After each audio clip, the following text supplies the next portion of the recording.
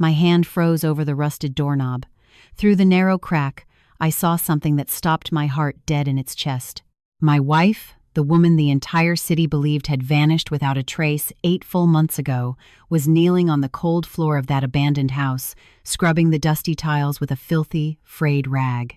Her hair hung in tangled, greasy strands. Her clothes were rags that barely covered her thin frame, and her eyes, my God, her eyes showed not a single flicker of recognition when they slowly lifted to meet mine. My name is Arthur Sterling. I just turned 72. Over 45 years of tireless work, I built a real estate empire in Charleston and its surrounding areas. 5 completely restored antebellum estates, 4 successful commercial developments, a considerable fortune that I imagined I would leave to my children with pride and dignity. But standing on the threshold of my own family estate on the outskirts of the city, all that accumulated wealth meant absolutely nothing, because I had just discovered the most horrible truth a father can face. My son, James, and my daughter-in-law, Karen, had turned my wife, Eleanor, into their prisoner, their domestic slave, or something far worse.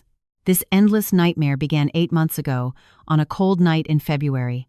Eleanor, my faithful companion of 47 years of marriage, vanished like smoke one evening that seemed completely normal. James arrived at our townhouse in the historic district of Charleston, with his face completely twisted in panic, babbling incoherencies that Mom had gone out for her usual evening walk and never returned home. We immediately contacted the local authorities and checked every hospital in the city and the surrounding counties. We plastered missing person flyers on every corner of the historic downtown. Nothing. Not a single clue. Not the slightest indication of what could have happened to her. Those first days were pure, indescribable hell. Hope and despair fought a mortal battle in my chest every minute of every hour. Every phone call made me jump violently from my chair. Every squad car that passed in front of the house made my hands shake without any control. My mind created terrible scenarios, each one worse than the last. Eleanor was a woman of firm, predictable habits. She never went out alone after dark. She had no known enemies. She had no outstanding debts. She had no conflicts with anyone. How could someone simply evaporate into thin air without leaving absolutely any trace? The police spoke of possibilities, amnesia, an accident, a random abduction, but no explanation made sense. Nothing fit the woman I had known for nearly half a century. James and Karen seemed completely destroyed by the disappearance. They came daily to accompany me in my grief. Karen cried inconsolably on my shoulder. James organized exhaustive search parties with his friends and acquaintances. During those terrible, dark weeks, I thought with relief, at least I have my son. At least I am not completely alone facing this tragedy. How spectacularly wrong I was, how blind I had been. The first real alarm signal arrived exactly 1 month after her disappearance. I casually mentioned that I wanted to visit our family estate in the country, the beloved property where Eleanor and I had spent weekends for decades, where we raised our 2 children with love, where our most precious and beautiful memories were kept. I desperately needed to feel her presence in some way, to walk through the gardens she cultivated with such love and dedication, to touch the things her hands had touched thousands of times. James tensed up like a guitar string about to snap. "That is a terrible idea, Dad," he said with a sharp tone that admitted no reply or discussion. "That place is only going to destroy you emotionally. It is completely flooded with painful memories of Mom." "Precisely why I want to go," I responded firmly. "I need to feel her close." Karen intervened quickly with that smile of hers, the one that had always seemed charming and genuine to me, but now, remembering it clearly, turns my stomach with disgust. "Arthur, James is absolutely right. Besides, the house has been completely shut down for weeks. No electricity, no running water. It would be extremely dangerous for you to go alone in your current delicate emotional state." My emotional state. I had just lost my wife mysteriously, and they were treating me like a small child incapable of making sensible decisions. But I surrendered cowardly. I was weak, completely broken inside, and I still trusted them blindly. The following months dragged on like a thick, suffocating fog of constant pain. The police department officially closed the active investigation due to a lack of leads. The 3 private investigators I hired with my savings reached dead ends time and time again.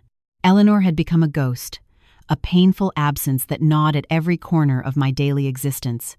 Her clothes in the closet, her hairbrush, her favorite coffee mug, everything reminded me of her constantly. James and Karen continued to visit me regularly, but something fundamental had changed in them. Their visits became increasingly spaced out and cold. When I asked specifically about the estate if they had gone to personally verify that everything was in order, they diverted the topic with a disconcerting and suspicious skill.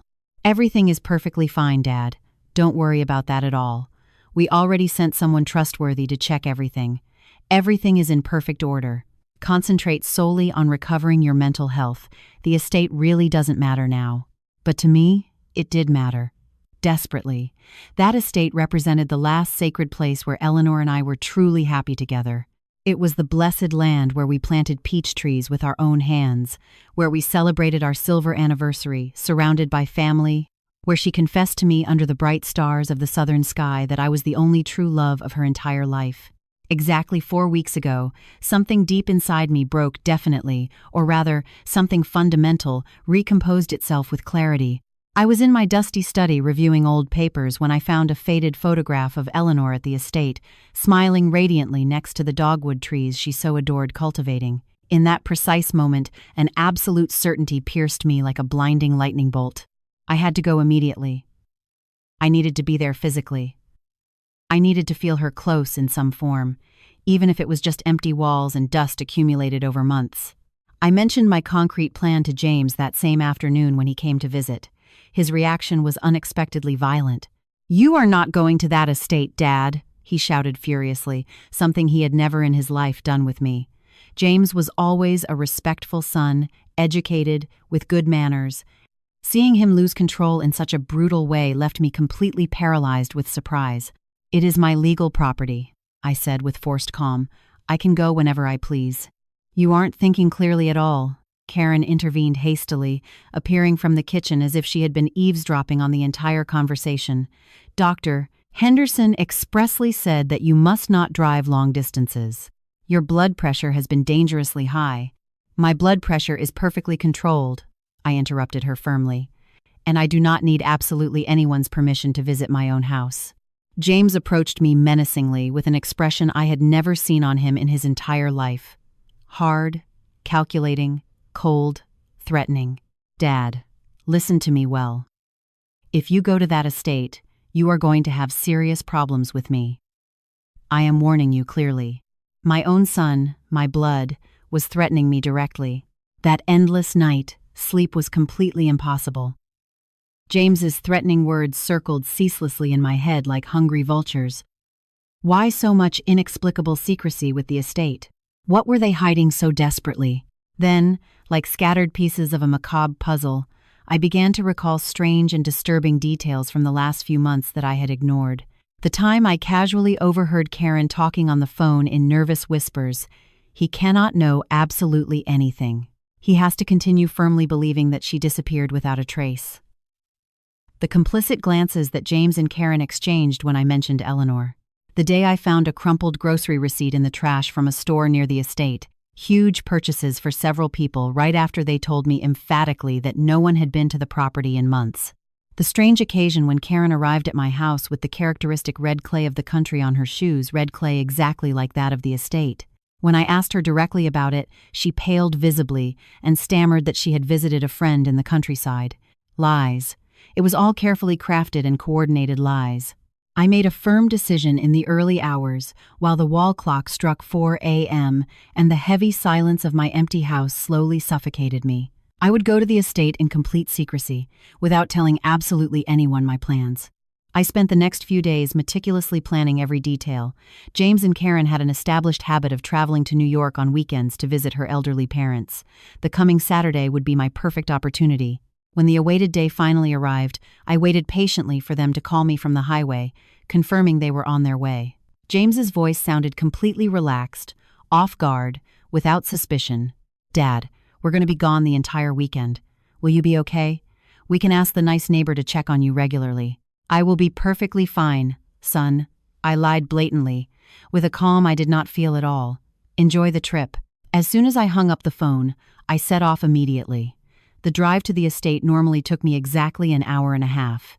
That particular day, with my heart beating wildly in my throat and sweat-slicked hands gripping the steering wheel, it seemed to last an agonizing eternity. Every mile I advanced down the highway exponentially increased my anxiety. What did I really expect to find? An estate completely abandoned and dusty, concrete evidence that James was using it for something shady or illegal? Or absolutely nothing? And all my growing fears were just the unjustified paranoia of a broken old man who had lost his wife? None of my elaborate theories came remotely close to the horrifying truth. I finally arrived at the estate around 3 p.m. The relentless October sun beat down without mercy on the dry earth. The distant tree line stood majestic in the distance, silent and indifferent witnesses to what I was about to discover. The large entrance gate was locked with an industrial padlock, but I had the master key. I had always kept it safe. I drove in carefully, advancing slowly down the dirt road, kicking up clouds of reddish dust, and then I saw it clearly. The main house was not at all abandoned, as they had assured me. The curtains were completely open. There was laundry hanging in the side yard. An old, beat-up car I didn't recognize was parked under the leafy live oak tree. Someone definitely lived there. I parked at a prudent distance and walked cautiously toward the house with my legs trembling uncontrollably. Every step seemed to resonate thunderously in the heavy silence of the hot afternoon. The cicadas sang incessantly in the trees. The wind moved the dry leaves. I approached the side window stealthily and looked inside with care. What I saw froze the blood in my bones. The living room, our beautiful living room with the antique furniture Eleanor had chosen with such care and taste, was completely transformed. The sofas were covered with filthy sheets. There were cardboard boxes stacked against the walls, empty beer bottles on the coffee table. But the absolutely worst part was hearing male voices coming from the utility room. I moved closer, my heart pounding violently in my chest like a war drum. A deep male voice I didn't recognize at all, a soft female voice responding in muffled murmurs. And then, clear as a crystal bell in the silent afternoon, I heard something that completely destroyed me. "Hurry up, you useless old woman. We don't have all damn day. James and Karen are coming early tomorrow and they want the house spotless." I rounded the house slowly to the main entrance. The solid wooden door, the same one I installed with my own hands 32 years ago, was ajar, as if someone had left in a hurry and forgotten to close it completely. I pushed the door with a trembling hand, and that was when my entire world came to a complete stop. In the exact center of the living room, kneeling on the hard floor with a dirty rag in her hand, was Eleanor, my wife, my life partner, the woman the entire city believed missing without a trace, the woman I had wept for inconsolably for 8 endless months, the woman whose inexplicable absence had completely shattered my life. She was alive, but when she raised her empty gaze toward me, her eyes were completely vacant, without recognition, without surprise, without love, without anything, just a terrifying void. "Eleanor," I whispered, my voice breaking into 1,000 pieces. She blinked slowly like an automaton and looked back at the floor, continuing her mechanical task of cleaning the tiles as if I were invisible, as if I were a ghost in my own house. Behind me, I heard heavy footsteps. I turned quickly and saw a heavy-set man of about 45, his face weathered by the sun, wearing an expression of absolute shock. "What the hell are you doing here?" he said with a hoarse, threatening voice. Before I could answer a word, another figure appeared hurriedly from the kitchen, a woman with a dirty apron and a face of absolute fright. "Mr. Sterling," she gasped, terrified. "You shouldn't be here. No one warned us you were coming." In that precise moment, looking at my wife cleaning the floor like a lifeless robot, while these strangers looked at me with evident panic in their eyes, while the crushing weight of betrayal fell upon me like an avalanche, I understood everything with clarity. My son hadn't lost his mother. He had deliberately hidden her. The heavy-set man took a threatening step toward me, but I raised a hand with an authority I didn't know I still possessed. "Don't you even think about coming closer," I said with an icy voice. "This is my house, my legal property, and that woman is my wife." The guy stopped abruptly, confused. He looked at the woman in the apron, then at Eleanor, who continued cleaning the floor as if none of this were happening. "Mr. Sterling," the older woman began with a trembling voice, Mr. James hired us to do what exactly?" I exploded, feeling 45 years of composure crumble in a second. To keep my wife as a prisoner? To make her work as a servant in her own house? "It's not what it looks like," she stammered, twisting the apron between her hands. "Mr. James said the lady was gravely ill, that she needed special care, that you couldn't know because... What? I roared furiously. The silence that followed was deafening. I knelt in front of Eleanor, taking her thin face between my hands. Her skin was thinner, paler. She had deep, dark circles under her eyes. But it was her. It was my Eleanor. My love, I whispered. It's me, Arthur. Your husband. Her eyes looked at me without expression, as if she were seeing through me toward something distant and unreachable. She's not going to answer, the older woman said softly.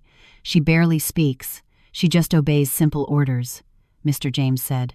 I do not want to hear what my son said. I interrupted her brutally, tears burning my eyes. I want to know exactly what you did to her. The woman backed away, frightened. The heavy-set man crossed his arms, uncomfortable. We didn't do anything to her, he said finally. When we got here 6 months ago, she was already like this. Mr. James paid us to watch her, to keep her clean and fed. He said that you couldn't see her because it would hurt you, that she had a psychotic episode, that the doctors recommended keeping her isolated. Lies. Everything was elaborate, carefully constructed lies. I looked at Eleanor again. There was a small scar on her forehead I didn't remember. Her wrists had circular marks like those from ropes or cuffs. The rage I felt in that moment was something primal, something that came from a deep, dark place I didn't know existed inside me. My son had done this. My own son. Help me get her to the car, I ordered, standing up with determination. We can't do that, the man said, blocking my path. Mr. James told us that. I pulled out my phone and dialed a number I had hoped never to have to use. My personal attorney, Richard Miller, the best civil litigator in the state and my friend for 35 years. Richard, I said when he answered, I need you to come to the River Creek estate immediately and bring the police. Arthur, what is going on? I found Eleanor. She is alive. My voice broke. And my son. My son. I couldn't say it out loud yet. It was too monstrous.